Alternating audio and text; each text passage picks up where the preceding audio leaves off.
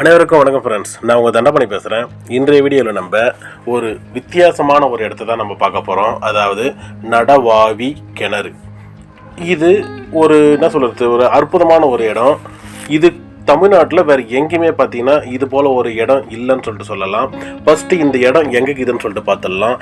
இந்த நடவாவி கிணறு எங்கே உள்ளதுன்னா, காஞ்சிபுரத்திலிருந்து சுமார் 8 கிலோமீட்டர் தொலைவில் ஐயங்கார் குளம் என்ற ஊர் உள்ளது. அங்கே சஞ்சீவராய சுவாமி திருக்கோவில் அமைந்துள்ளது. ஒரு அனுமன் கோவில், அற்புதமான கோவில். அந்த கோவிலில் இருந்து சுமார் 1 கிலோமீட்டர் பேக் சைடு நம்ம போனால் இந்த அற்புதமான வித்தியாசமான நடவாவி கிணறு இங்கே இருக்கும். இந்த கிணத்துடைய சிறப்பு பார்த்தீங்கன்னா, இந்த கிணறு பூமி, அதாவது பார்த்தீங்கன்னா தரையிலிருந்து சுமார் 18 படிகள் கீழே இறங்கி போகும். அதில் 27 படிக்கட்டுகள் பார்த்தீங்கன்னா அந்த மண்டபம், அதாவது இப்போ நம்ம பார்க்குறோம் பார்த்தீங்களா, இதான் பார்த்தீங்கன்னா அந்த கிணறு.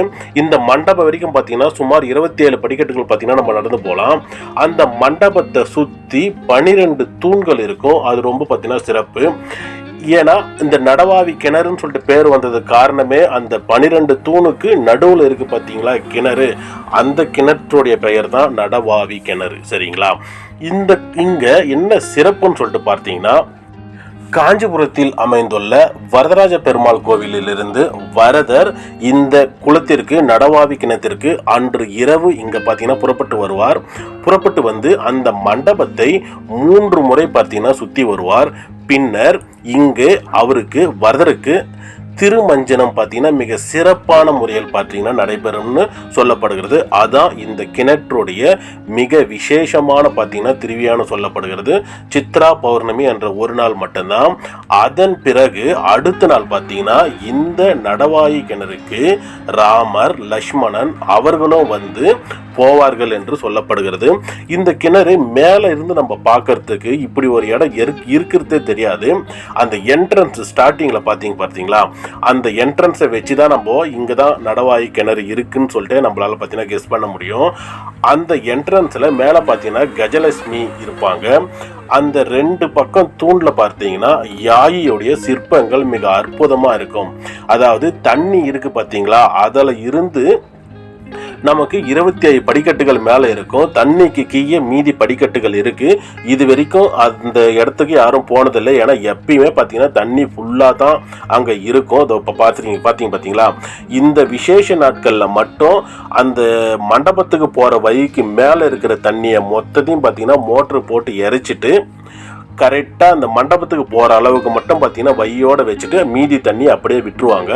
ஏன்னா அந்த சென்டரில் இருக்க இது இருக்குது பார்த்தீங்களா கிணறு, அதில் தான் பார்த்தீங்கன்னா வரதருக்கு திருமஞ்சனம் நடைபெறும். சரிங்களா? அதன் பிறகு இங்கே மழை பெஞ்சு ஊற்று வந்து அதில் ஓரளவுக்கு பார்த்தீங்கன்னா தண்ணி ஓரளவுக்கு ஃபுல்லாகவே பார்த்தீங்கன்னா நிரம்பிடுன்னு சொல்லிட்டு சொல்கிறாங்க. அப்போது நம்மளால் அது உள்ளே இறங்கி போக முடியாது. ஏன்னா ஒரு ஏற்கனவே சொன்ன பார்த்தீங்களா 27 படிக்கட்டுகள் நடந்து போகலான்னு. ஆனால் அப்போ பார்த்தீங்கன்னா ஒரு 10-15 படிக்கட்டு கூட போக முடியாதுன்னு சொல்லிட்டு சொல்றாங்க. அதே போல இந்த நடவாயி கிணறு என்று பெயர் வர காரணம் பார்த்தீங்கன்னா, வாவி என்றால் கிணறு என்று அர்த்தம், நட என்றால் நடந்தல் என்று பொருள்.